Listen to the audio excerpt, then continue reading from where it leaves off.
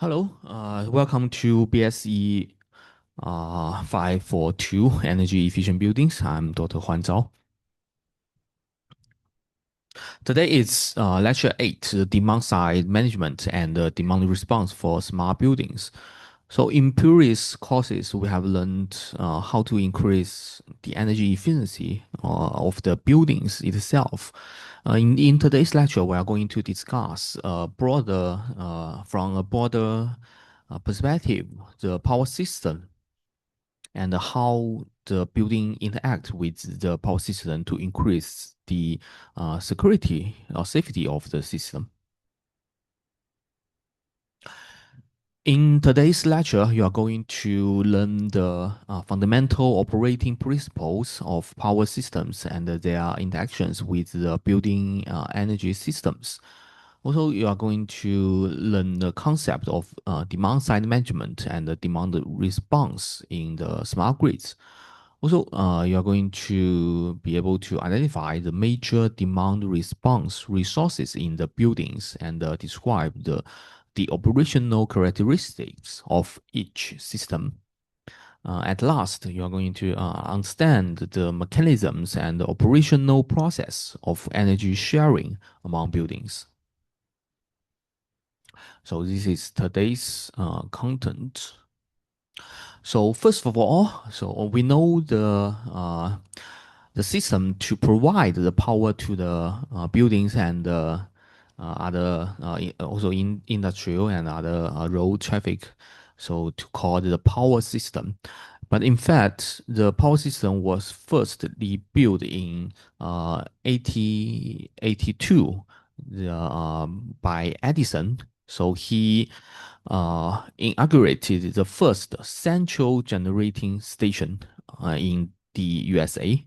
So, but at the time, the generation was very low, with which can feed a load of 400 lamps, and each of them consuming the power of 83 watt. So it's only about 3,000 kilowatts. Sorry, just the 3 kilowatt.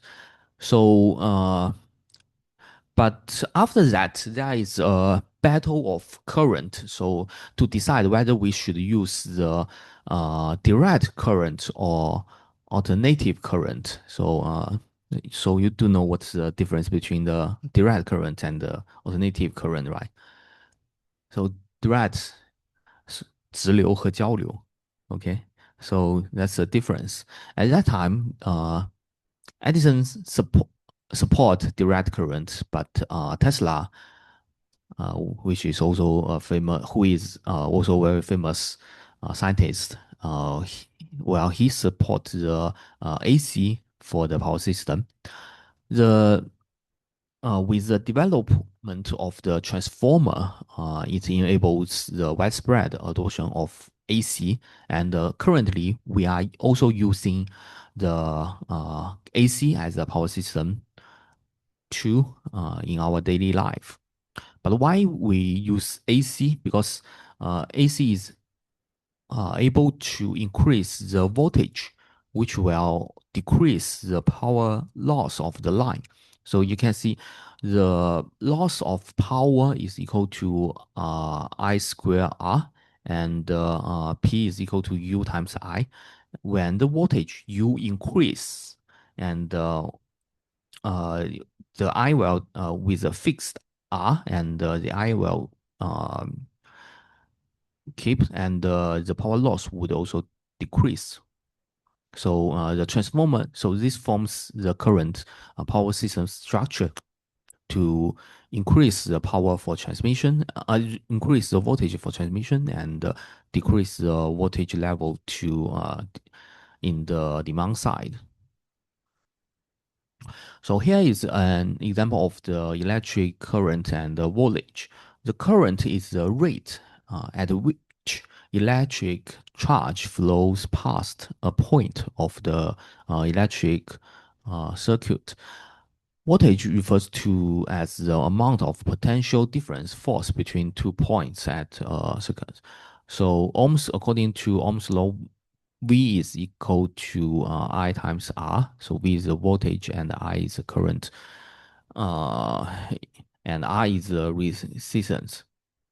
So this is a very basic one. So you can imagine that in the power system, the here the in the it's also like electric circuit that the generation is on the left side and the demand is on the right side, and the circuit would be the power system. This is how it works. So here is the difference about the power and the energy. So when we talk about power, it refers to the instance rate of the consumption of energy. But energy is the integration of power over time. The unit for power includes watt or kilowatt or megawatt or gigawatt. So, for example, the Nama Power Station in Hong Kong is with installed capacity of 3,670 megawatts. So this means that at one time point, the maximum power of the power station would be around 3,600 megawatt. So that's the maximum capacity.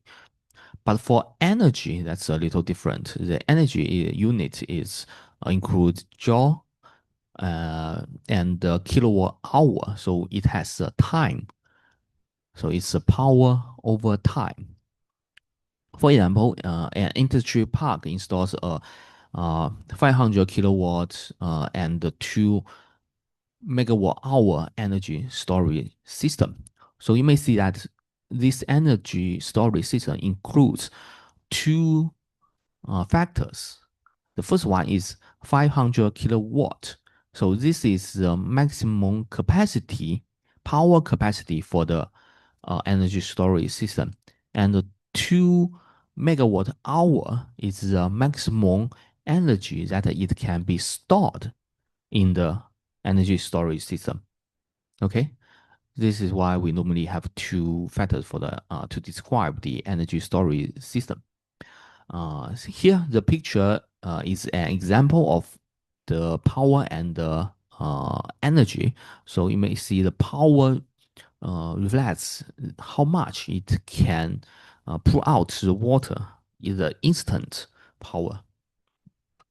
But the energy is how much power it can be stored in the uh, here in the system. So that's the difference. Okay, power and the difference between power and energy. Okay, let's see the.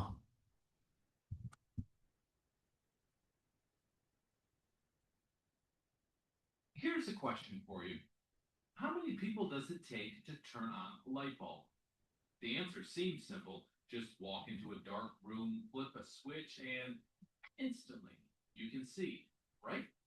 Well, the truth is there's a lot more to generating and delivering electrical power than you probably imagine. Hi, I'm Lee Patrick Sullivan with Energy Now, and this Energy 101 video explains the system used to generate electricity. And it also explains what it really takes to turn on a light bulb. In order to understand energy, we first need to start at the source, literally.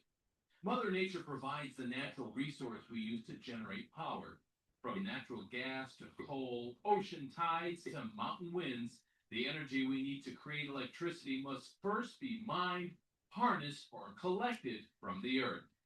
Some of these resources are finite, including fossil fuels like coal and oil, but others are unlimited, like solar or wind power. But a lump of coal or a strong breeze alone won't create the power that turns on your light. For every energy source, a chemical or mechanical process is required to turn it into usable electricity. Every day, researchers work to find innovative ways to use our limited resources, process raw materials, harness renewables more efficiently, and find entirely new energy sources. Today, the majority of America's electricity comes from thermal power plants. Fuels like coal, natural gas, biomass, and uranium are used to heat water until it produces steam, which powers a turbine and generates electricity. That steam turns propeller like blades around a rotor inside the turbine. This turning rotor connects to a main shaft, which spins magnets with a coil inside a generator. It's the generator inside the turbine that converts mechanical energy into electric energy and creates electricity. Steam is an efficient method of producing electricity because the water can be recycled and reused as it changes back and forth between liquid and gaseous states. Transporting electricity from the power plant to your home is an entirely different process. Current technology cannot cost effectively store large amounts of electricity. So, significant challenges exist when it comes to transferring that electricity across long distances. Just enough electricity has to be generated to meet demand at all times and be transmitted through power lines to reach your light switch. Too much or too little power can crash the transmission system and cause a blackout. That's why a complex mix of logistics, management, and infrastructure is needed to transmit electricity from power generators to consumers. Enter the electricity grid, also known as simply the grid. The North American electricity grid is actually made of four large grid systems: the Western grid, the Eastern grid, the Texas grid, and a grid covering the Canadian province of Quebec. These independent regional networks of power plants and transmission lines carry electric energy at high voltage within their area to local utilities. There are very limited links between the four grids, which means electricity generated from a wind turbine in West Texas cannot reach an apartment building in New York City. For electricity to move through one of the four grids, its voltage must first be increased by a device called a transformer. Then the electricity can travel long distances across high voltage transmission lines. These high voltage lines are generally strung between giant metal towers. They stretch for miles from power plants to local substations in each neighborhood. You've probably seen substations along the side of the road and wonder what they do. Well, their job is stepping down electric voltages from levels as high as 765,000 volts closer to the 110 volts you use in your home. The electricity from the power line on your street passes through another transformer, which steps down the voltage once more, and then it travels along the line into your house. From there, the electricity enters your breaker box, and it is then distributed to light sockets and outlets. All you have to do is flip a switch. So, as you can see, from the raw materials to the power lines on your street, there's so much more to the electricity ecosystem than meets the eye.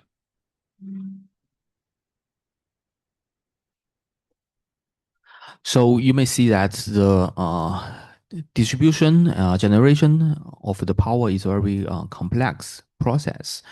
So for the generation side, we utilize fossil to generate the electricity and distribute it through the power grid to the buildings. So normally, let me see. So here is the structure of the power system. So it contains the generation, transmission, transformer, distribution, and the retails. So this is the five main components of the power system. Here at the generation side, we have the power plant or large renewable energy plant. And after it generates power, the voltage will be set up through the transformer to the high voltage transmission line and translate to the target place here. Normally, this is province transmission around the province, and after it reached a certain place, it will set down the voltage to a sub transmission system. So and it can be further stepped down to the distribution system. So this distribution system normally refers to the power system in the city level, and then it further uh, step down the voltage to the home or building level.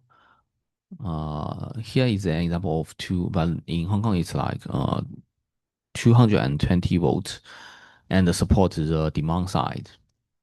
So you may see that there is like increase of the voltage and the decrease of the voltage process during the distribution of the electricity. And a very important thing for the power system is that it should be power balance.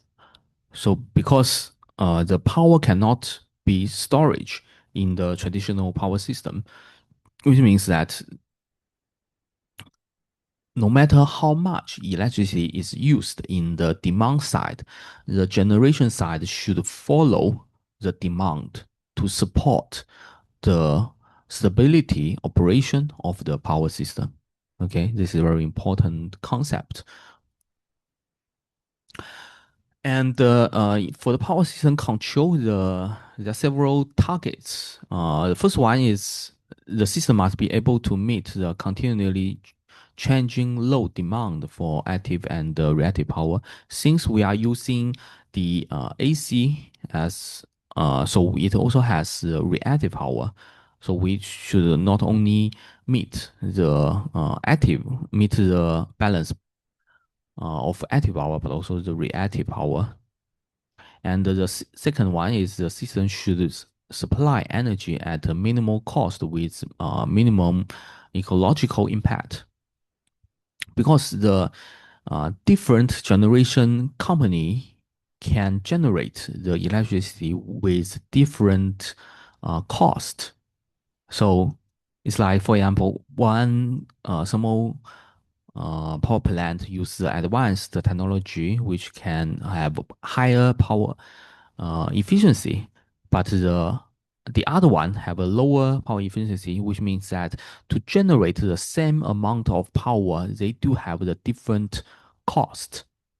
So the operation of the system do also want to supply the energy at the minimum cost. They need to decide which company, which power plant is connected to the power system to generate the power, and which are close to when in a dynamic condition to meet the balance of load demand and generation. And the third one is the quality of the power supply must meet certain minimum standards with regard to the following factors, including the constancy of frequency and the constancy of voltage and the level of reliability. The constancy of frequency and the voltage refers to the operation of some devices in the power system, because for example for the transformer and the turbine in the generation side, normally it has a normal work condition, and such normal work condition has a requirement to the frequency and the voltage. If, for example, the frequency is higher than the for example in China it's 50 hertz, and if it's higher than this to reach like 60 or 7, of course it will damage the turbine. So we don't want the frequency to be um, higher or lower than the normal work condition. This is similar for the voltage. And the level of reliability refers to the condition that it refers to many conditions. The first one is like the power generation cannot meet the demand of the requirement of the demand. So Normally for the thermal power plant, we need to the start of the thermal power plant do need some time, and if the demand increase in a very fast, in a very rapidly, so the thermal power plant may not achieve, when we say support such increase of demand if the turbine is not open. So sometimes the power system control need to inform that the thermal power plant should open the start running of the thermal power plant, but it should not connect it to the power system and wait until the load increase to a certain level and then connect and use this kind of backup. So this is like reliability. Also, we have the n minus one or n minus two check. It's like even one element, including the transmission line or the generation or other things, devices uh, break, so the system can still work. Okay, so that's n minus one. And n minus two means that any two of these conditional happens, the power system still can work. So that's also refers to the reliability. The left one is power system operating state. So normally it's in the normal state, and when something wrong happens, it's like, but it's not the damage of the system. It will alert. So, for example, the voltage of a certain line is almost reach the limitation of the uh, also reach the it's like reach the constraint of the line, so it will send an alert. And if something more emergency happens, for example, the one generation one power plant just lose control and it broke, and it will goes to the emergency, and sometimes even more uh, serious damage happens. For example, the power system breakdown, then it will need to restore the power system and goes back to the normal condition. So here is the power grid control room. Normally, the dispatcher here will read the condition of the power system, including the voltage and the generation and other things of the whole power grid, and try to find if there is something uh, wrong with the power system operation. And when they find such a condition, they will try to adjust the operation of the system to goes back to the normal condition. So power system is the operation of power system is very hard, majorly because of the supply demand balance requirement. So the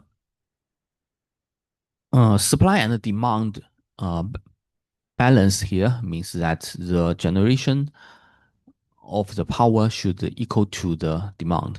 If the load is higher, then the frequency will decrease. And if the generation is higher, the frequency will increase.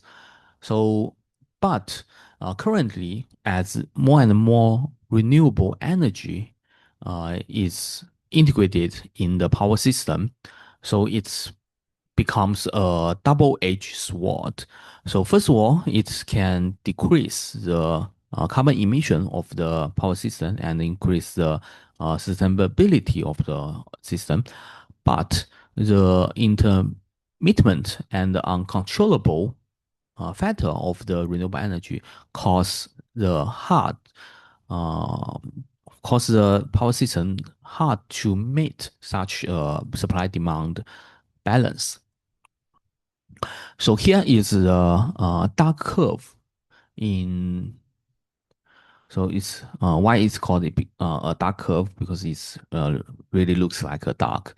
So the solar over generation during the day and the zero generation at night both are beginning to cause the problem of city level electricity generation because this is an example of the solar power generation because we know that for the solar it can only generate the electricity in the daytime.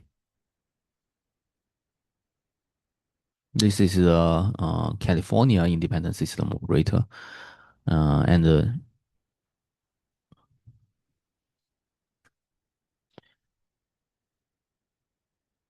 so the supply demand imbalance will cause many different problems. The first one is low power grid safety and reliability, and causing damage to the power grids, electric equipment, and appliance, and resulting in blackout.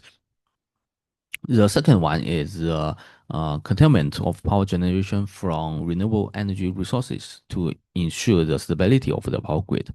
So, uh, curtailment means that although the generation of the renewable energy reach a certain level, for example, here, so it's like the current was 7,500 gigawatt hour in 2070 because the power balance of the power system needs the instantly load and supply balance.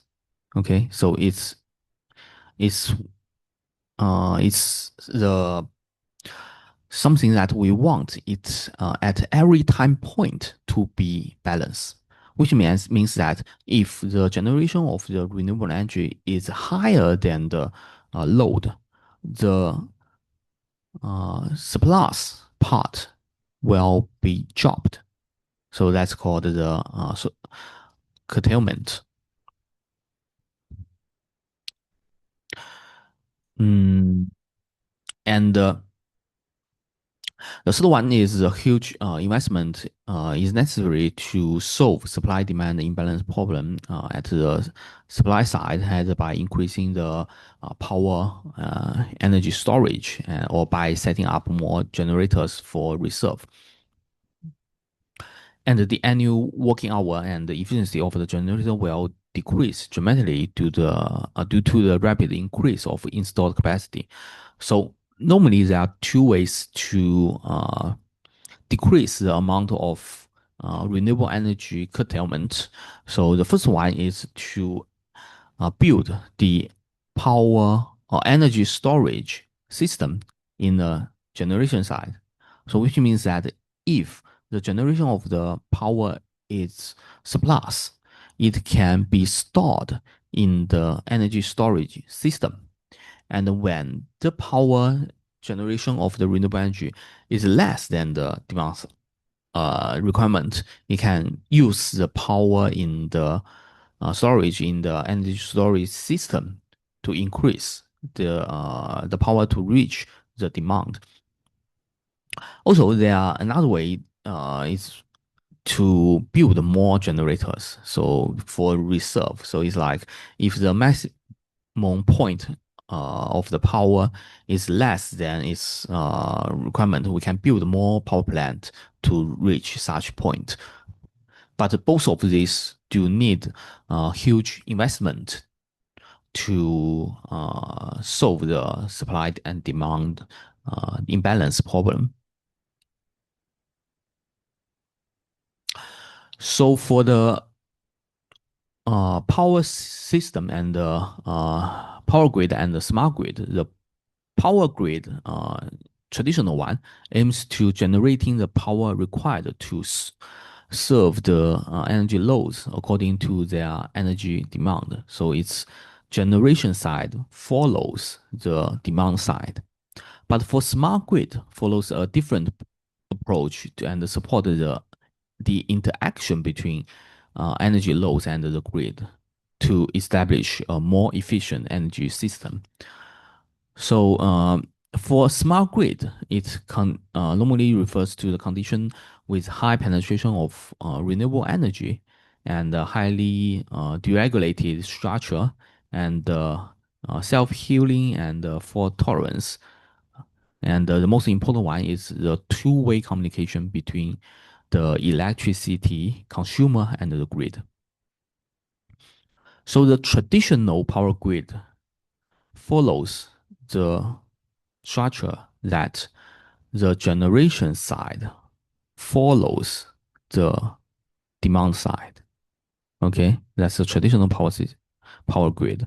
But for smart grid, it built the two-way communication between electricity consumer and the grid, which means that the demand side can also be controlled.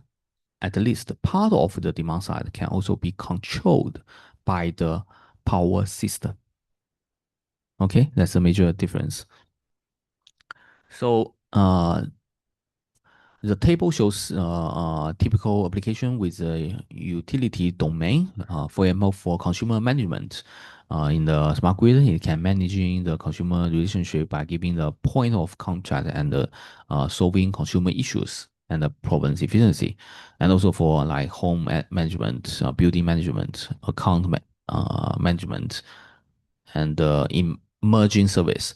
So it's like, for example, if the generation cannot reach the requirement of the demand for the smart grid, it can adjust the power of the demand through the following methods to decrease the power, to decrease the demand requirement, and then reach the power supply demand balance. And for the building, we have the grid interactive building energy management. This is an important feature of the smart buildings. Is that their capacity of the communicating with the smart grids of consuming and producing energy while accounting for the requirement of the grid. So it's no more manage the energy of itself, but it also try to uh, satisfy some requirements of the power grid. So that's the grid interactive building energy management. Okay, so if, for example, if someone tells you that we have the grid interactive BM, but in fact it cannot receive any information from the power grid. So this is a wrong concept because it should have communicating with the smart grid. Okay, the BMS can perform two-way communication with the grid. The first one is can receive information from the grid and be aware of the grid's operation requirement. For example, if it's too large or if the demand is too large or too small. And the second one is BMS can report the real-time building energy performance to the grid through some sensors and devices deployed in the building and enable the grid to be aware of the building energy expected consumption and production. But this normally happens in the industry park or the commercial buildings in the block. So because one building normally don't have such a high demand to satisfy the requirement of the grid. So normally they combine the resources together to perform such requirement.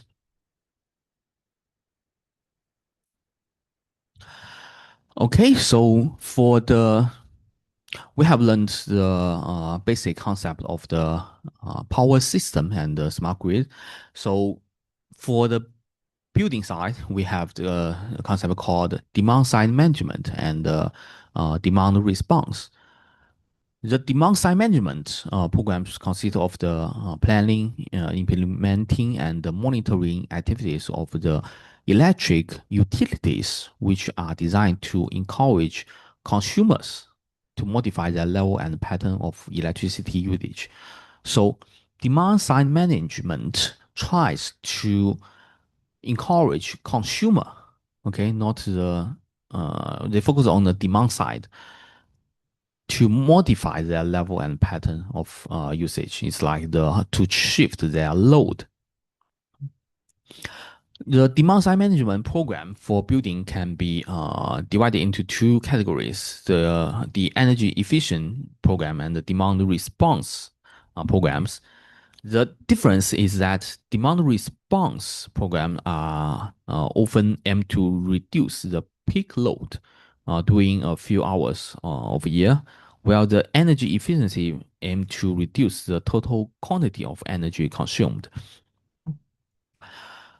So it's like the previous course in lecture 6, 7, 8, we learned the demand side management with energy efficiency program. We try to reduce, increase the energy efficiency of the building.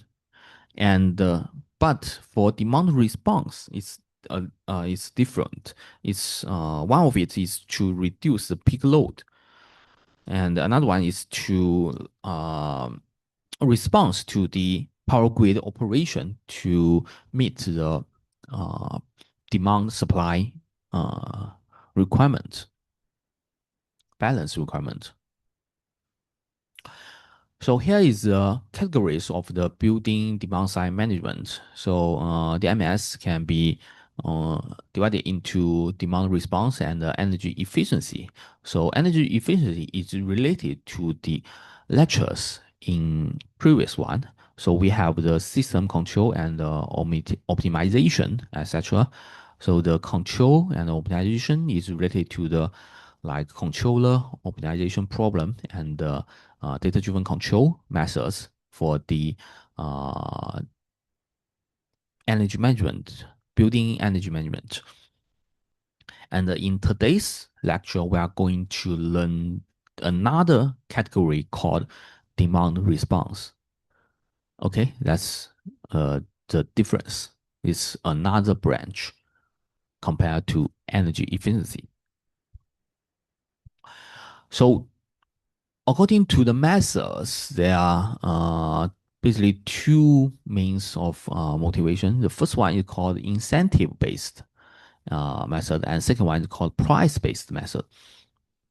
The incentive one include the technology or program like frequency regulation, load following, spinning reserve, and long spinning reserve. The frequency regulation is like if the frequency of the power system increase, it means that the generation is greater than the demand. So normally need for the demand response, it need to increase the frequency. But if the frequency is lower than the normal one, so it need to increase the load to regulate the frequency. This similar for the spinning reserve and the load following. These are the auxiliary services to the grid reliability. Another branch is called demand bidding or emergency program and interruptible programs. The emergency and the interruptible program is like when, for example, some emergency condition or problem happens, we need to cut the load. So, but it's the conventional, it belongs to the conventional demand response method.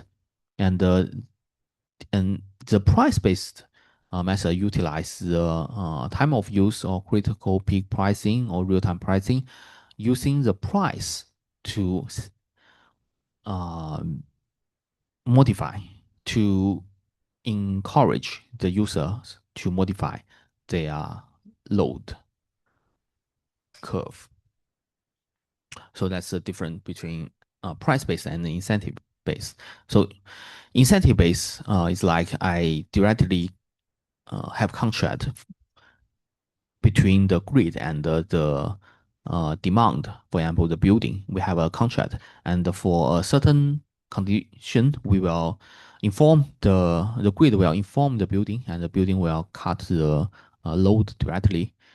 But for the price base, it doesn't need the usage of the devices. It uses the price to be the signal to encourage the users to shift their load pattern.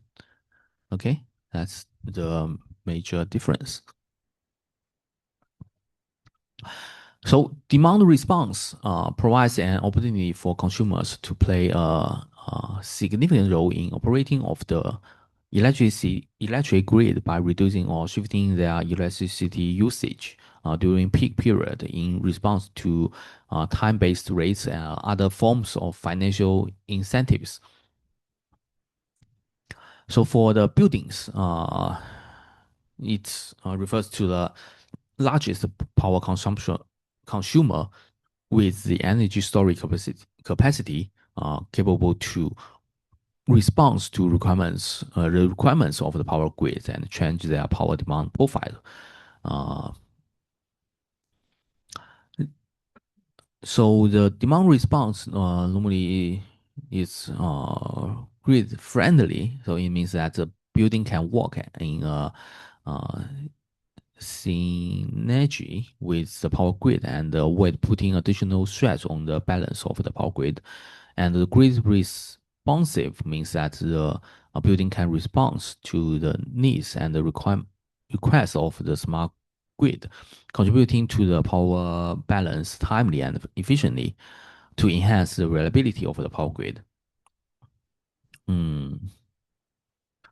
So here are the different participants in the demand response of the. So it normally contains the energy consumer and the demand response aggregator. The aggregator here exists because normally one consumer may not have the ability to largely influence the operation of the power system. So we need to aggregate several like buildings or parks together to form a larger size of load and utilize this aggregated load to response to do the demand response. Okay, that's what the demand response aggregator do. And it also has the distribution system operator and the independent system operator or regional transmission organizer. So they are the independent system operator and the distribution system operator are the power grid who is in charge of delivery of the electricity and who actually want or send a signal to the consumers to do the demand response. Okay, they are actually the organizer who need the demand response, the power grid, the operator of the power system. So here is an example of the major participants in the demand response. So we have the producer and the distribution system operator, and the flexibility service contract will be sent to the aggregator, and sometimes the DSO can also directly connect with have the connection contract with the energy storage, but more if the load of such consumer is very large. For example, the industrial normally. For example, if you have the industrial building who generate the I don't know who build the car or build any other thing, they have a very high level of load, and in such condition, the consumer can directly connect with can have the contract with the DSO. But if we consider the residential or commercial ones, it's normally need to aggregate through the aggregator, and the aggregator will have the aggregator will have some contract with the consumers, and the aggregator will also have another contract with the DSO, the distribution system operator. So, and the aggregator try to benefit earn money through these two types of contracts by organizing the small load. So here is a comparison between the price-based demand response and the incentive-based. So for price-based demand response, the consumer can change their consumption patterns in response to variations in electricity rates that are exposed to the end users. So the price signal will be given to the different consumers, and the consumer will change their pattern accordingly. But for the incentive-based demand response, the controlling devices are installed at the consumer end, and a certain electric appliance can be turned on or off by the load side entities, aggregators, or system operator. So we need to install a devices for the incentive-based demand response to see whether the load actually do the demand response. Okay, but for the price-based demand response, we don't need such devices because the operator of the building will automatically change their load pattern according to the price. Okay, that's the difference.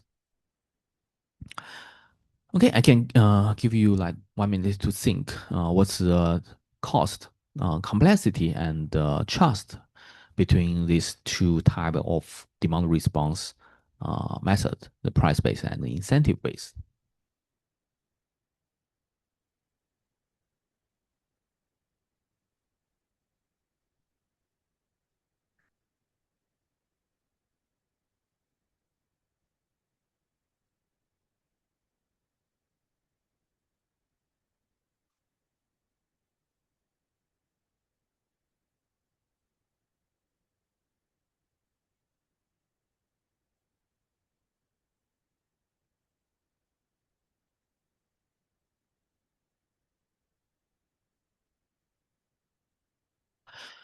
Okay, so for the cost and the complexity, of course, the price-based demand response has a lower cost and lower complexity because the op operator only gives a price to the demand side. They don't need to install any devices in the demand side, but it's not very trustable because they don't have a very explicit way to know how much of the demand response is executed according to the predefined price.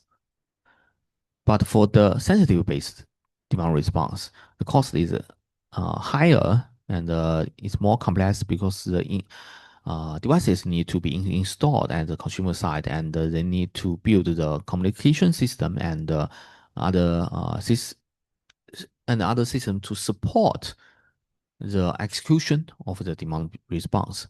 But it is more trustable because they do know when the devices is turned off. Okay.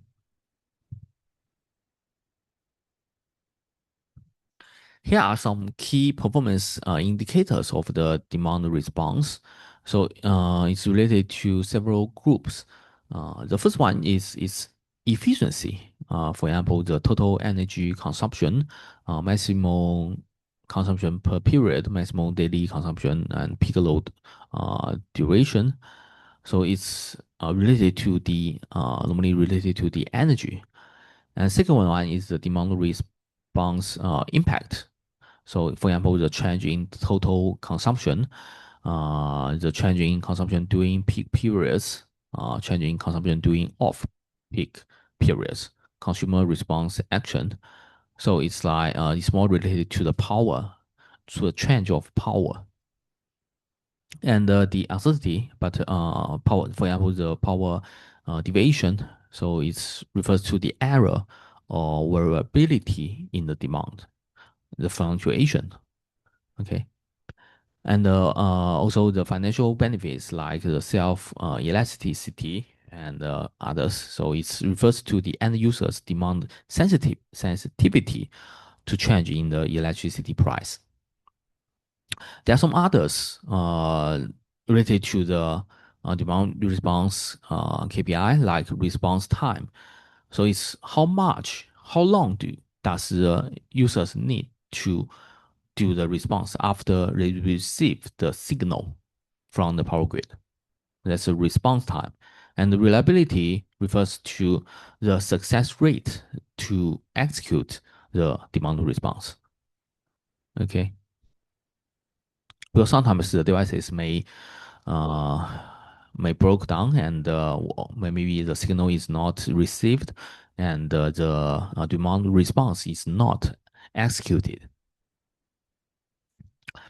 Here is the demand response of buildings. So, including there are different strategies in buildings like efficiency, load shifting, load shedding, load modulation, and energy generation.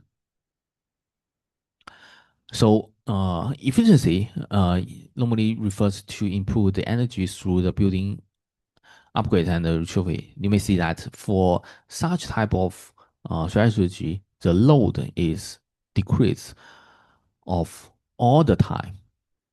Okay. And the load shifting means that the load is not disappear. It just shift from the peak period to some low period. Okay, that's the shift, load shift.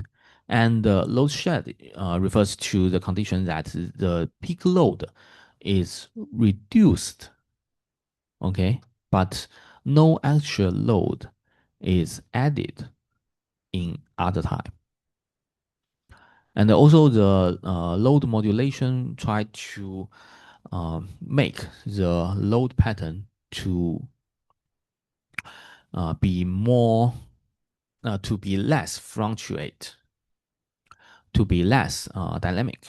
So, for example, we this is power of the original one, and if it increase the power at the lower period and decrease in the high period to form a straight line, so that's the deviation. We don't want the load to have a high deviation because for the power system, the high deviation means it need to adjust the generation to follow such a change. Okay, that would cause some problems in the operation of the power system.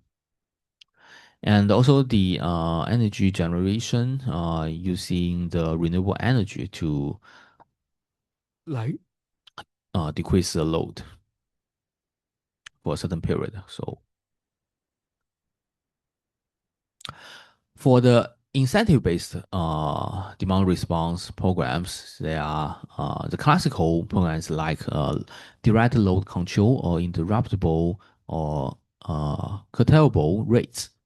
So the market-based program includes demand bidding, emergency demand response, capacity market program, or auxiliary service market program.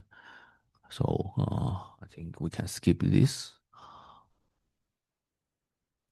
For example, this is a case of the direct load control of the chillers.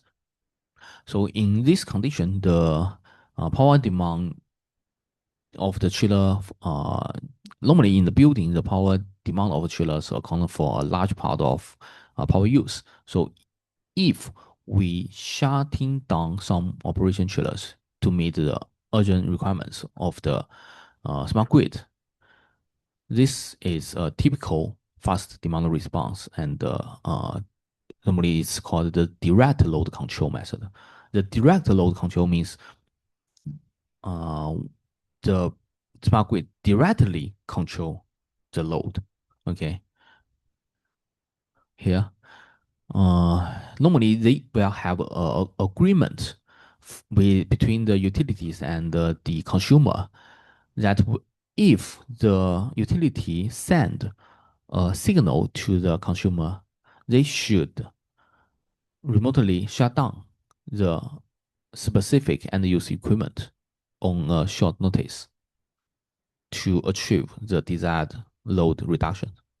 Okay, that's the direct load control.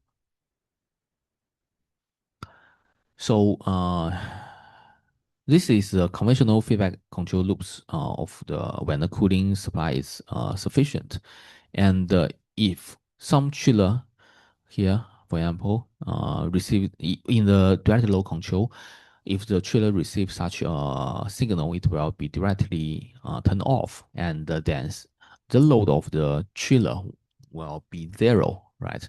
So that's means that the load is decreased. But normally the incentive-based method is not very common, but only used in emergency conditions that the supply and demand balance cannot be met, because turning off the devices will cause both economic damage, cost, and unsatisfaction of the end users. So it's not a very common way to do so. A more common way is called the price-based demand response program. For example, they use the price to encourage the shift of the load pattern. There are different types of the price. For example, the time of use price, which employs a static price schedule. So the price and the time periods are normally informed at least 1 year ahead. And the critical peak pricing is usually used during contingencies. And the total critical peak pricing time in a year is usually limited to days or hours, normally informed only 1 day ahead. And for real-time pricing, is a way that end users are changed with varying price, which is typically informed on a 1 day ahead or hourly ahead basis. So time of use price depending on the time the consumer use, the time period the consumer use the electricity. Normally, they will give a high rate in the high demand period of time to encourage users who use electricity in peak period to reduce the energy usage. This is similar for critical peak pricing, but it's more close to the time of people of the consumer to use the electricity, and the real-time pricing is even higher, even shorter period of time. Here is an example of electricity charges in Hong Kong. So there is a function called energy charges, so which is calculated based on the actual consumption of electrical energy, and the demand charge is based on the highest electricity demand. So Here is an example. We have the elect energy charges and the demand charges. The demand charge refers to the price-based demand response. So if you check, but this is for the commercial buildings. Okay, if you check the bills in your home, you may find that the demand charge may not exist. Mm, Energy charge refers to how much energy you used. Okay, but the demand charges refers to the electricity demand, and even and high periods of time will cause a high demand charges. So, for example, if you shift such a demand to the low peak periods, it will decrease. Okay.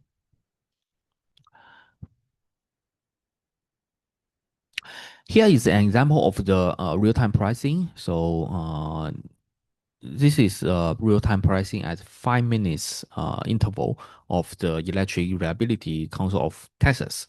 So so the real-time pricing is determined by the factor including the market supply and the demand dynamics. So, for example, if the demand is high, which means that the supply should be high too, which means that some high cost generation will be a generator will be executed, will be run to support the supply demand dynamics. So normally when the demand is higher, the cost will higher. Okay.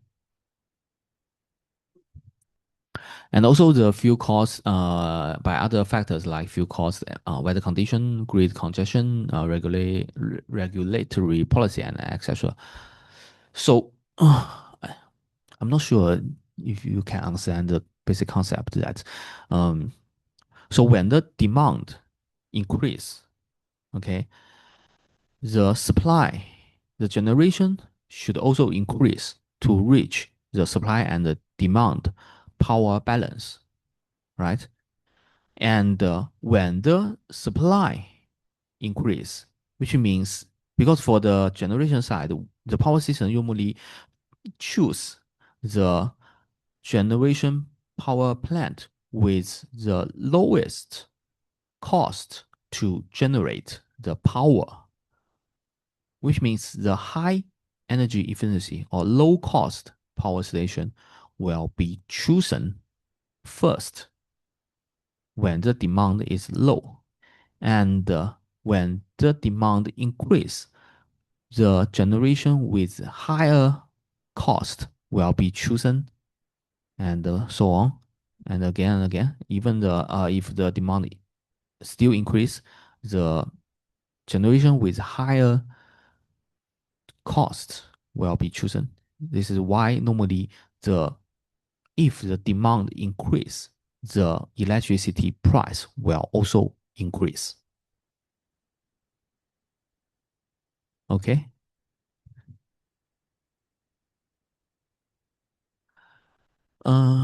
Let me see. Okay, I think we can stop here and take a 15 minutes break and come back at 7:55. Okay.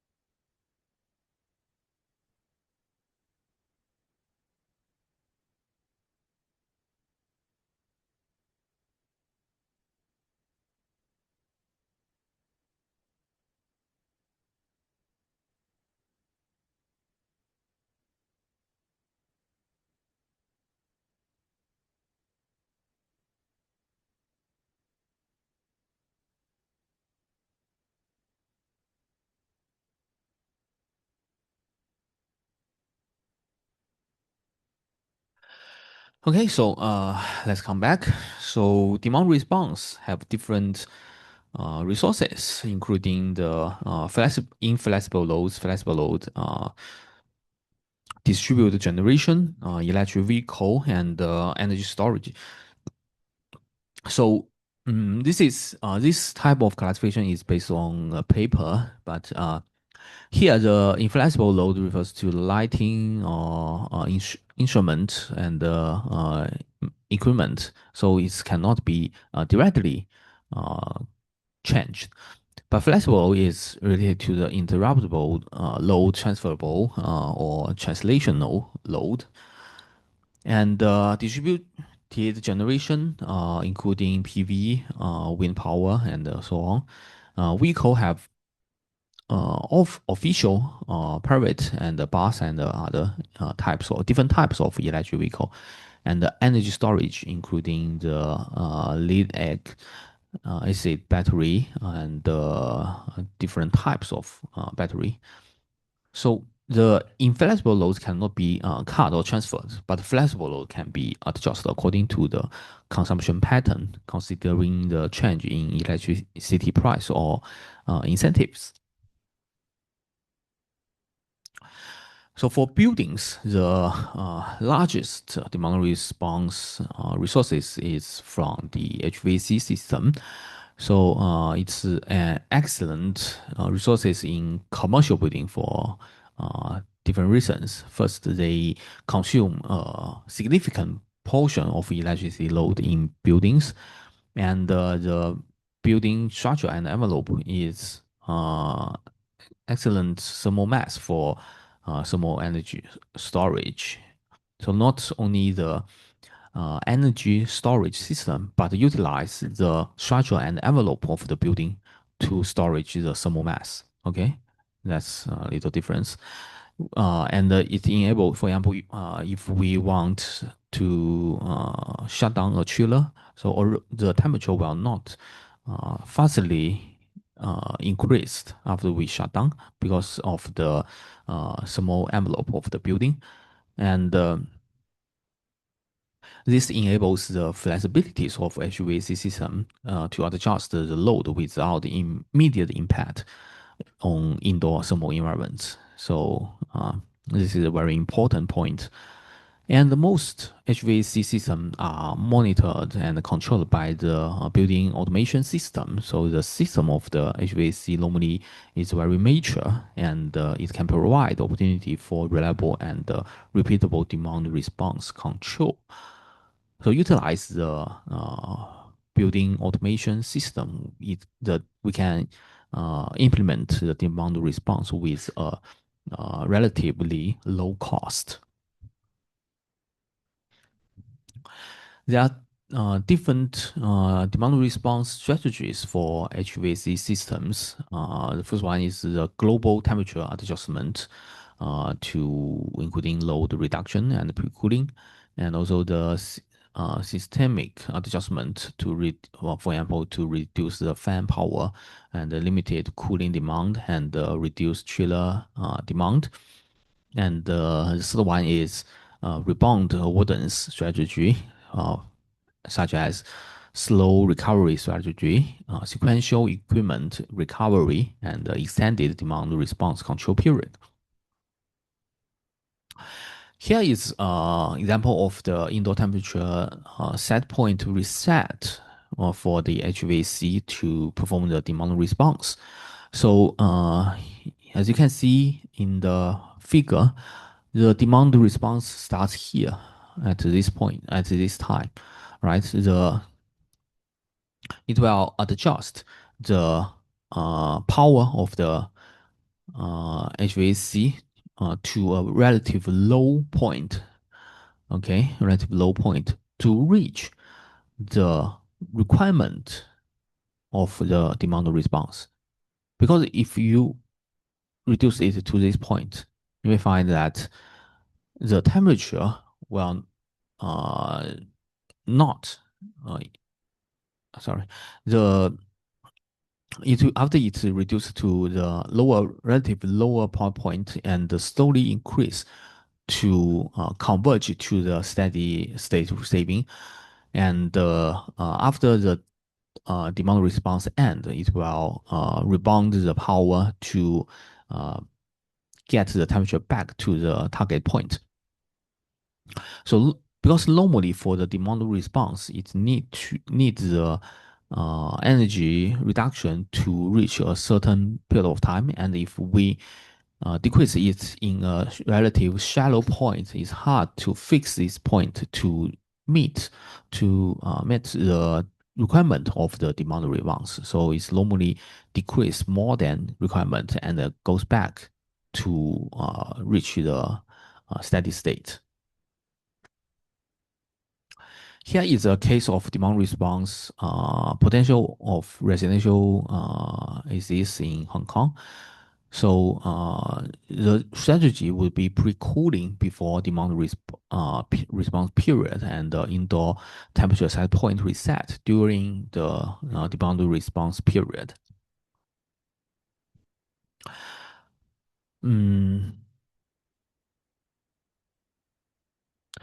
So here is the temperature set point schedule for different demand response strategy. So for the first series, it doesn't use the pre-cooling. And for the case 3 to 5, it uses pre-cooling. And the period, the normal period are the same. And the demand response period, you may find that the pre-cooling plot with the reset is can reach higher, but the baseline case is only 24.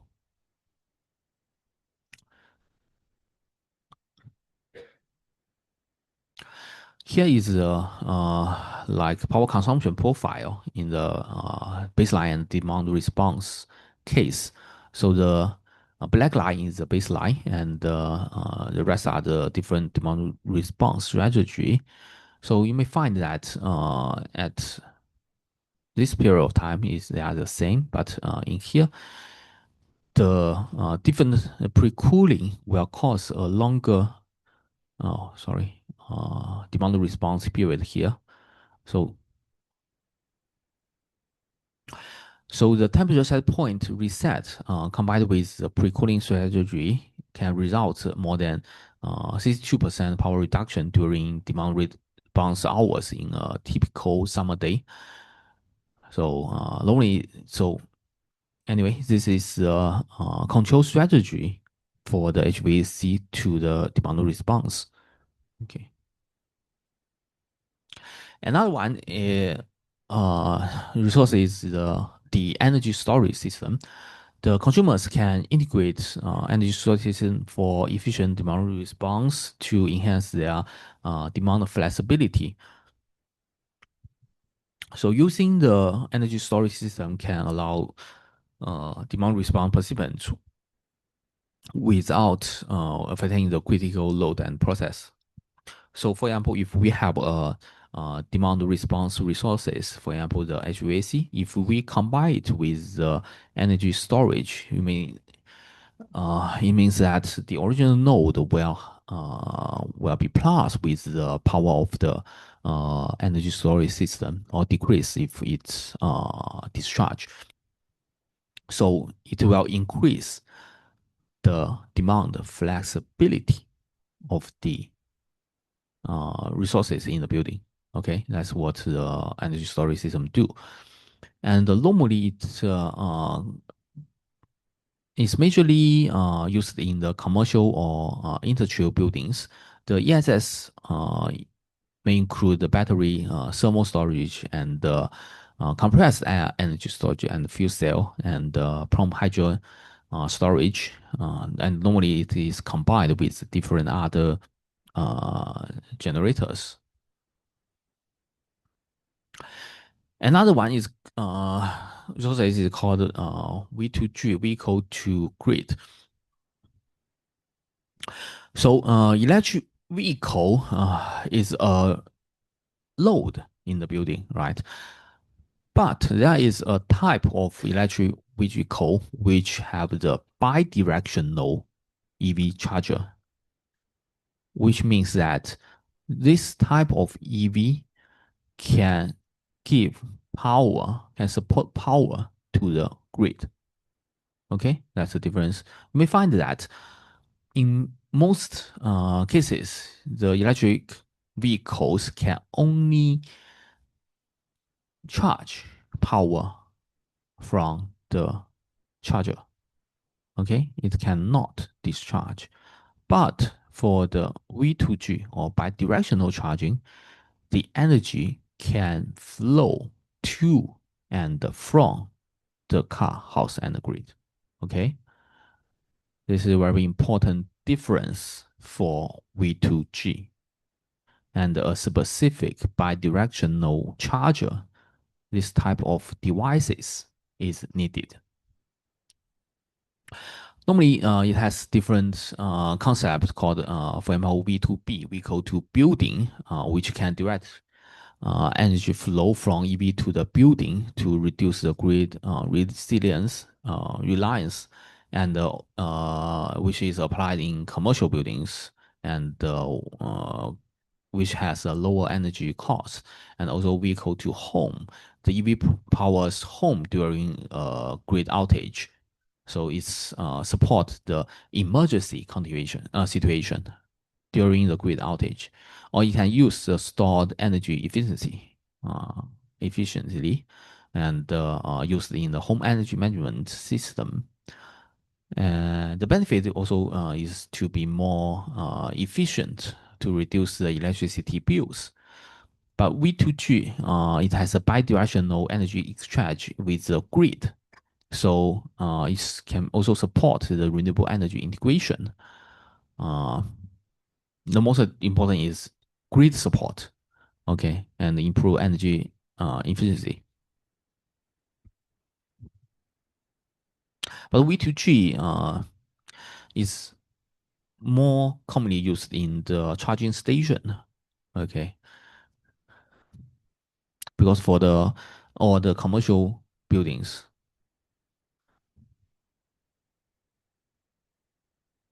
okay, that's the difference of V2G bidirectional. Because one student asked me about this point, so I added this slide.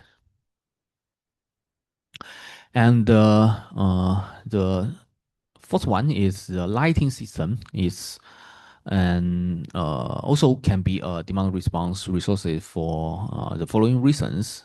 First, it's the second largest power consumer system after HVAC system, and the demand reduction could be immediately achieved by reducing the lighting level. Okay, lighting level, not to turn it off. It can also reducing the lighting level can result in significant reduction in cooling load because the lighting produce heat. There are different lighting demand response strategy for the lighting system, basically based on the methods to control, including switching and dimming. The switching includes room switching and luminaire or lamp switching, and dimming including stepped dimming and continuous dimming. Uh, Although the lighting system is written here, but currently very limited cases is used in the real life and real environment because uh, no matter turn off the lighting system or reduce the lighting level will cause unsatisfactory of the users. So unlike the HVAC, which can utilize the thermal envelope characteristic of the building, okay, but lighting is immediately responded and affect the users. And the last one is the plug load control. So the grid speed load can we can use a useful variable to duplicate the variation of the average power load called the peak to average ratio. The peak to average ratio is utilize the peak of the power over the average of the power normally a large peak to average ratio indicates a sharp load curve. Okay, for example here, a peak. This is a peak, and normally this is average. And if this peak over average is large, it means that this fluctuation is large. But the power grid do not like this. They want the load to be as stable as possible. So we can use this peak to average ratio to control the polar load. Here is a two-stage strategy. The first one is the optimization stage to temporarily schedule the appliance to minimize the building energy cost. So we minimize the energy cost first to schedule the plug-in loads. And the second optimization stage, we determines the final schedule for the appliance. So the PAR, the peak to average rate of the building, is minimized without significantly increasing the energy cost. For example, here for stage one, we consider the approach previously introduced a simple schedule for TAS. So it's like if we have some high load, we move it to the low cost period. And after it is moved to the low period, it still has certain level of flexibility to change. Okay, for example, it can still move from like 5 p.m. to 5:15, and then the overlap of the appliance will cause a peak load. So it's just we want it to be not to be overlap, and then the PAR is reduced. So that's a two-stage strategy. Okay, so the last content after we talk about the energy, the demand response to the power grid, there is another concept called energy sharing. So, since with the development of distributed energy, renewable energy resources, building are transforming from being pure energy consumers to prosumers. So prosumer means that the capability of behaving as both producers and consumers at the same time. So it should have the on-site renewable energy and the load. Okay, so that's why it's called prosumer. And then we can schedule energy sharing inside of the building community scenario using three types of electricity price. The first one is the electricity retail price. This is the price that the consumer buys electricity from the grid. Okay. The second one is fed-in tariff represent price. So it's represent the price paid by the grid to the buildings to reversely feed into the grid. So it is considered as a generation power plant to generate energy back to the power grid. And the third one is internal energy sharing price. So it's the price with which the building share energy among themselves. So normally three types of electricity price. And we expected the following conditions: that the feed-in tariff is the lowest, and the internal energy sharing price is in the middle, and the electricity retail price is the highest.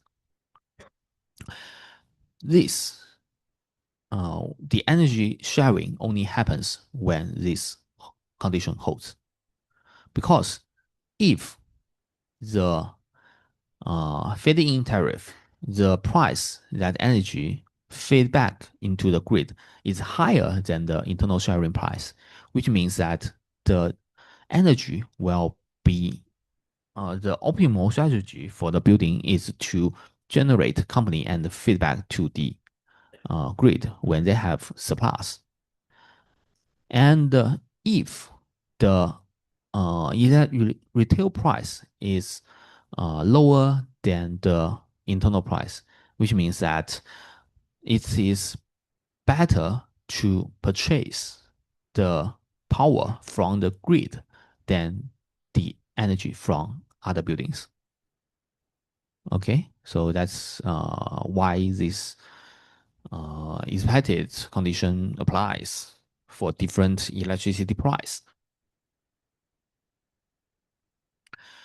Okay, here is a video.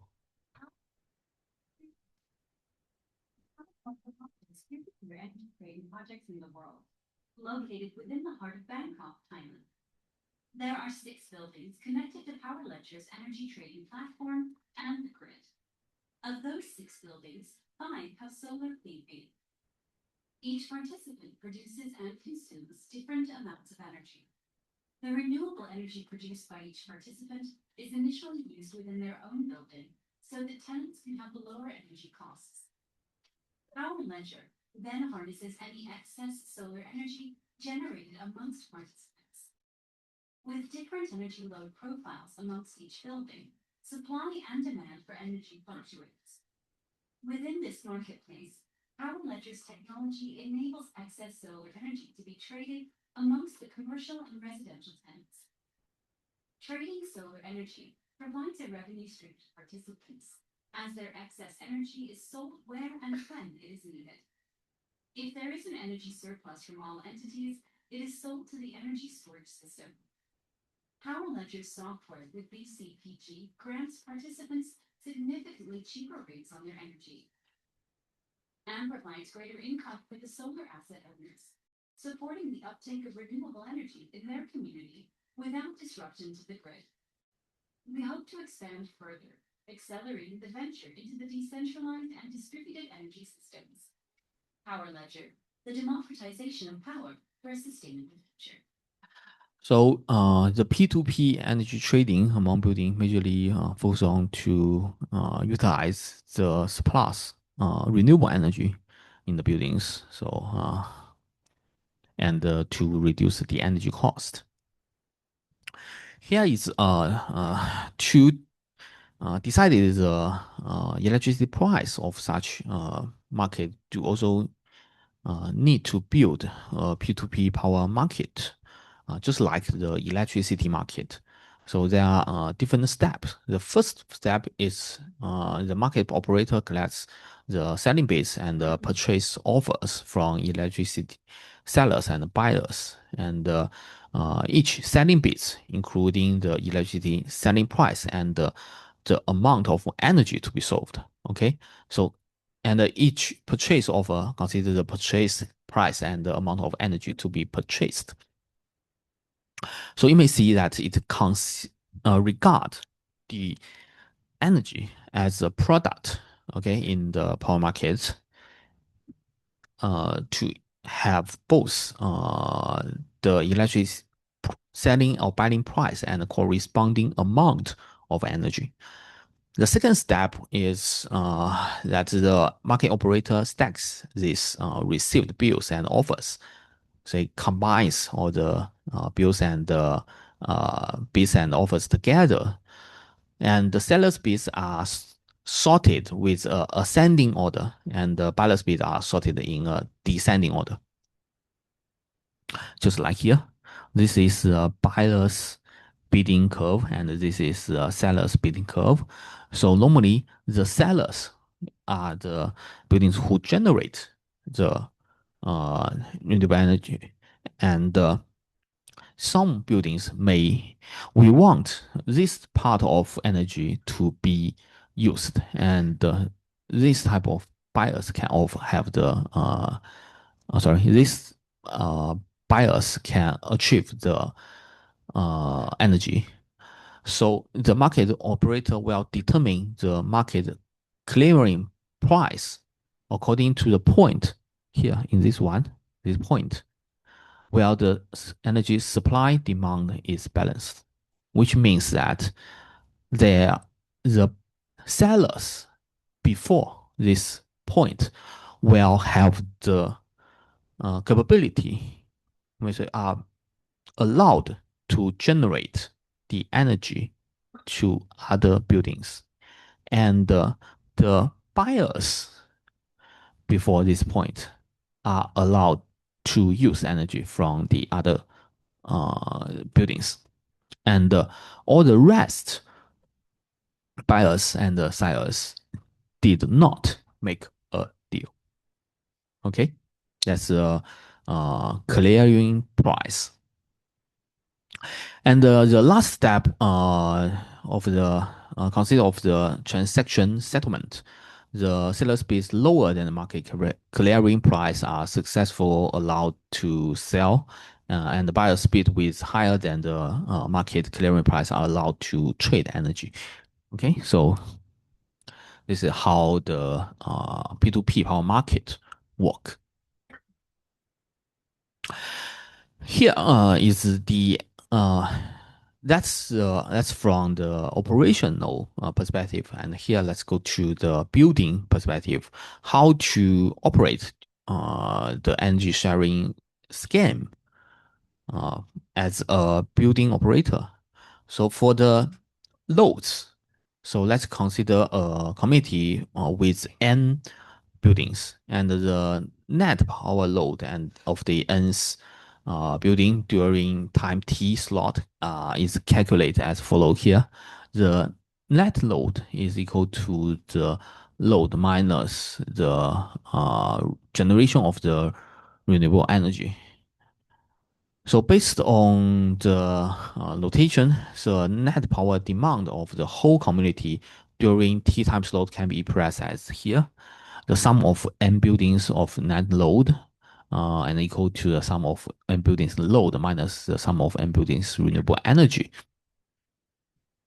So you may think, what's the meaning of it if it's positive, and what's the meaning of it if it is negative? The net power load demand.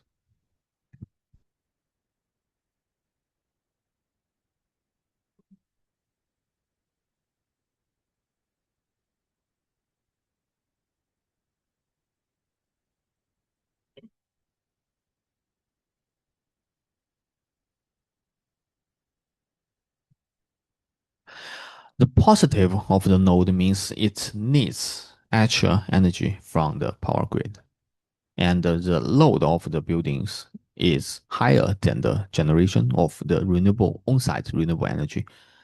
And if it's negative, it means that the generation of the renewable energy is higher than the load, and the power grid do have surplus energy, okay, which can be trading. And if we group the buildings into two sets, that the net load is greater than 0 and the net load is less or equal to 0, and it means that we can divide it into the building with surplus energy and the building with needs energy from the power grid, from other buildings or power grid. So the total deficit energy in the community need to be served by the surplus energy or by the grid, and the total surplus energy generated by the community. So here is the net power is greater than 0, and this is less than 0, which has the first one has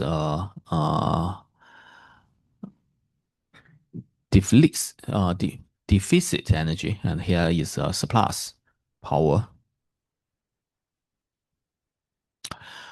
So for the buildings with deficit energy, the energy cost of each building can during T time slot can be calculated as this function, the cost of building B is equal to the net power times the price and of the energy sharing and times the time t. And if the net power is less than zero, and the is equal to the cost of energy sharing and the cost of power grid if its net is greater than zero. So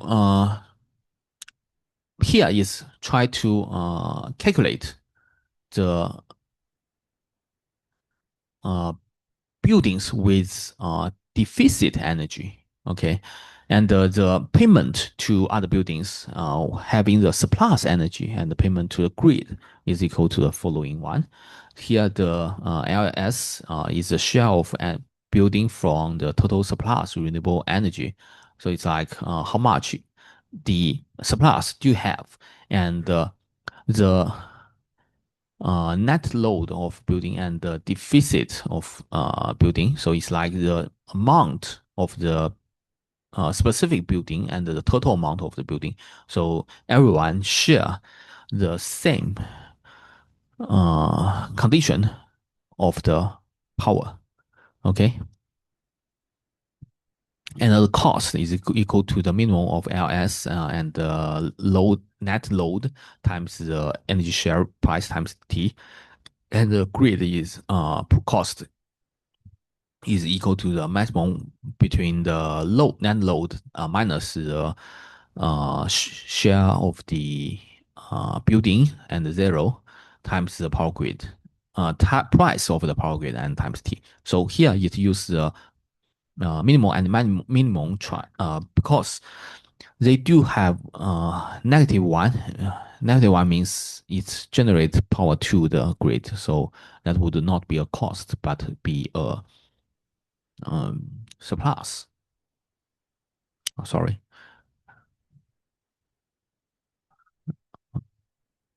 Yeah. And for the buildings with surplus energy, so in previous page, we talk about the buildings who have deficit, which means they need to buy energy. But for the buildings who have surplus energy, the revenue of the building is equal to the net load times sharing price times T. And if the net load is greater than zero and equal to the reward of energy sharing and the reward from the grid. So it's similar. The major concept for this uh, revenue and the cost is each building share the amount of surplus or the cost according to its own proportion of the surplus or load. Okay, because here is load plus net load of building B to the overall surplus at time t. Okay, use this portion to share the to define the surplus energy. Okay, so in today's course, you have learned the concept of power systems, which deliver electricity through generation, transmission, and the distribution network. And the demand side management improve overall energy efficiency and load patterns, while the demand response adjusts the electricity demand in response to the price or incentives. And the HVAC, energy storage system, EV, lighting system, and the plug loads are typical demand response resources in the buildings. Also, the energy sharing enables electricity exchange among buildings, which improves renewable energy utilization and overall system efficiency. Okay, that's the content of today's lecture. But we still have something left on last course, right? Because the LM is not told, so I leave some time to talk about it.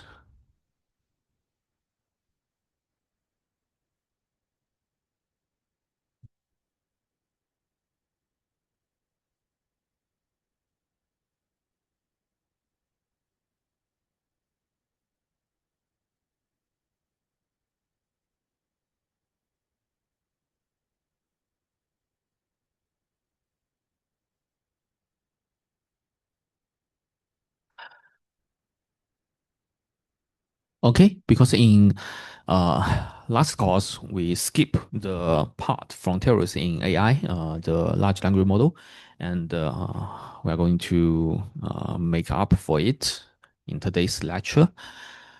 Mm, so anyway, the large language model is first of all, the language model is a model that's given a certain prompt. Prompt is the sentence or words can output a distribution similar to that of human language.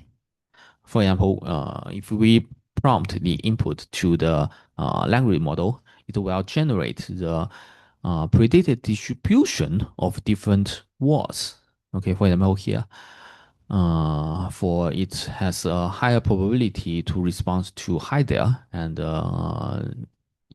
even relatively lower to the others. And normally the language model will respond the hi there to the users. This is this follows the modeling of the human beings because when we say hello to humans, the language model, the data, we can collect the data. Like for example, 7 people respond with hello, and 6 people respond with hi there, and 1 responds with others. And we can use this data to model. We can use the language model to model this distribution. So that different capabilities of large language models. The first one is the natural language and the common sense understanding, so which makes a very large breakthrough for LLM. So and the second one is logical reasoning. And the third one is mathematical modeling and formula derivation and also code generation. So through this very strong code capabilities, the large language model can help us to complete many different tasks. So compared to the deep learning or other ways, so the LLM also have the very complex training process. Yeah, as I say, even more complex training process. The pipeline of the training of the LLM is from the base to fine tune to reinforcement learning. The base or pre-training is based on the massive scale, the both GPU and the data built so broad to compliance across language and modalities. And supervised fine tune is used to narrow the behavior of to following instruction and format typical real users. So it's like for pre-training, we utilize the data from web from the internet without a specific target. We just want to the LM to be as human beings as possible. But the supervised fine tuning, we narrow the behavior with instruction to it's like to follow a specific task. And the reinforcement learning with human feedback nudges the model towards preference styles and trade-off to like safety, consistency, at interactive skills. So that's the three process of training the large language model through the first self-supervised learning, and then supervised learning and the reinforcement learning. Okay. So it's like here, the unsupervised learning is the like a monster here, and the unsupervised learning make it like a human to a specific task, and the IRHF aligned the performance of the LLM to be more like human to consider the consistentness and safety. For the pre-training phase, there are 3 key elements. The first one is the big data. The sources utilized to train the data include the knowledge encompassing various languages, phenomena, and semantic knowledge, which directly determines the learning scope of the model. And for the second one is the large model. So compared to deep learning, the parameter size of the large language model is even larger, okay, than the traditional deep learning models. And also with the high computational power, such as the parallel computing clusters to handle the big data and the large model, including the high performance computing devices like the GPU and the TPU and etc. And in the second phase, the fine tuning phase, we have different methods. The first one is full parameter fine tuning. So uh, it's just the weight, learn the weight, learn all the weights by full parameter fine tuning, which means that it has a huge parameter size.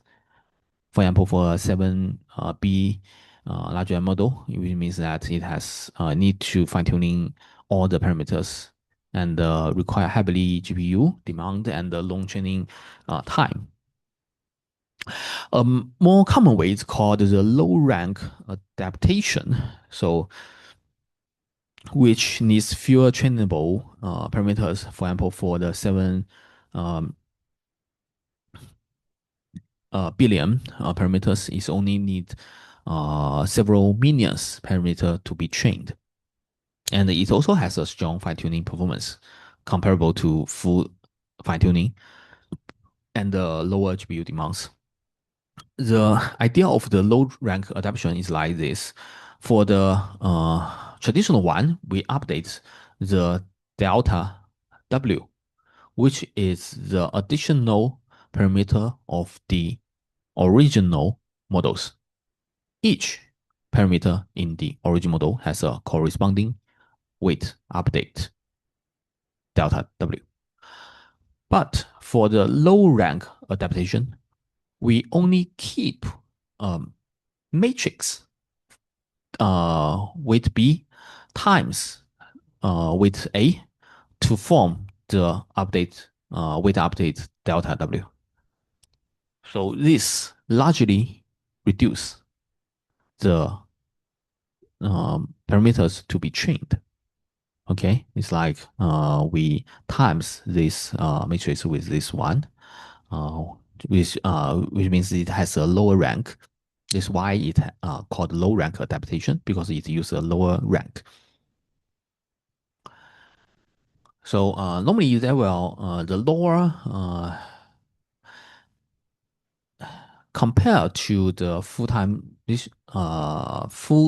parameter fine tuning, it has similar performance, but with a much lower parameter trainable. Okay. And the last step is reinforcement learning from human feedback. This step do the LM alignment to ensure that LM behave in ways that are helpful, safe, and consistent with human intention and values. Sorry. Oh.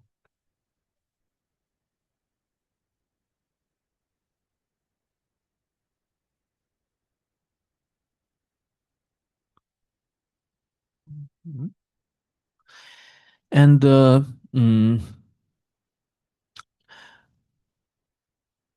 but anyway, for reinforcement learning to training, it utilizes it marks or it learns a reward function for the output of the LLM, and normally it is trained by the response from human beings. For example, if you are using like I don't know ChatGPT or Gemini, you may find that sometimes it will gives you two options, right? And ask you which one is better.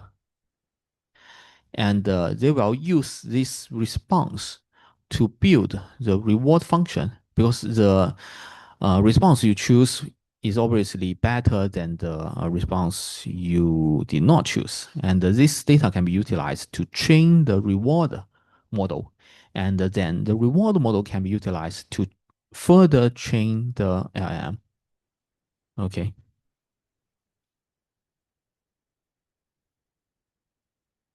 Hmm. So if you concerns about the large language model, you may find that is a very hot topic called the agent. Now it's like OpenClaw. That's a typical agent. So the concept of autonomous agent is defined as with the capability to perceive the environment, act independently within the environment, and learn autonomously from the feedback. So here is a typical example of the autonomous agent. So it's the original one just observe the reward and pixels from the environment and then do some actions to affect the environment. Okay, and now we have the concept called embodied robot. And now the LM extend this program to the language model, and the language becomes both perception and action channels. So the input would be the language, just like the prompt. Okay, you given to the large language model, and the action is the responded communication language back to the users. That also forms a agent. But besides the loop of the agent, it has some specific capability for the agent. The first one is to use tool by the LM. So, for example, the user issues an instruction, and the foundation model plans steps and call the external tools to gather facts and execute programs and create artifacts. And the results flow back to the model, and which reasoning over them and produce an answer. The OpenClaw is very hot because it's built an open source toolbox for the large language model, which means that you can utilize the tools to operate the computer and devices and so on and other things. It's extend the capability of LM. The commonly used tools including the API or search engine.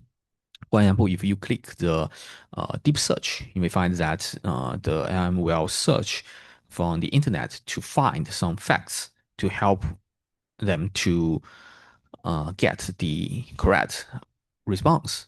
And also another one is the web crawler and the code and the drawing and other things. So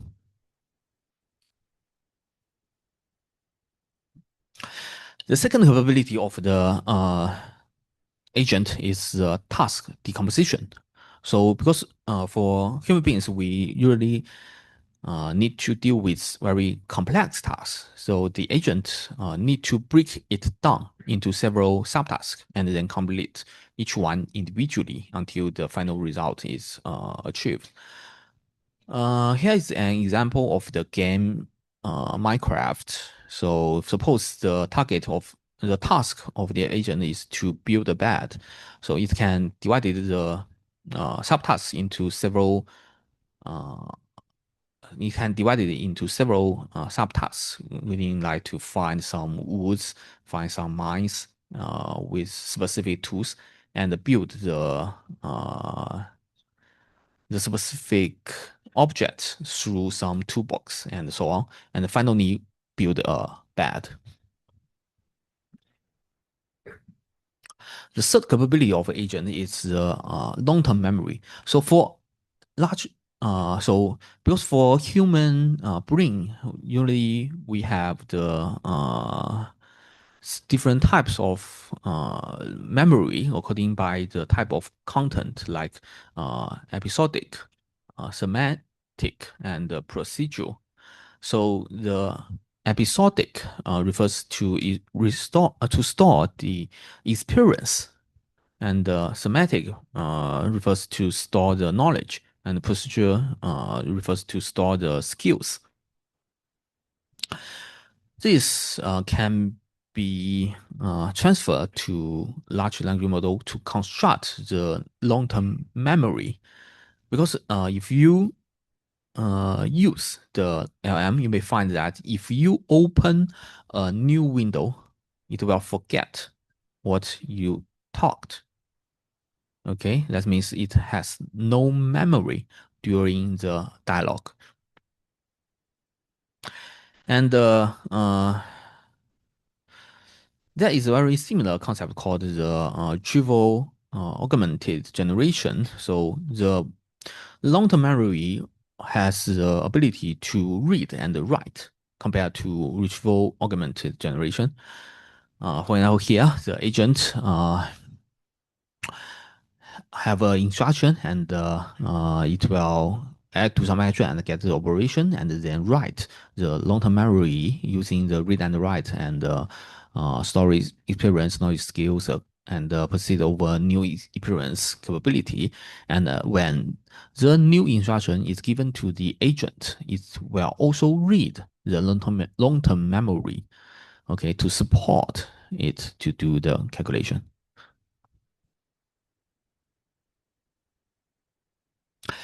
And another one is called the self-learning capability. So it has different methods like fine-tuning model weights using the fact, optimize prompts across tasks, improve the agent's own code base, and write on examples to retrieve later, and so on. So self-learning utilize the interaction, the data from human beings, use the response to adjust to learn a better model by itself.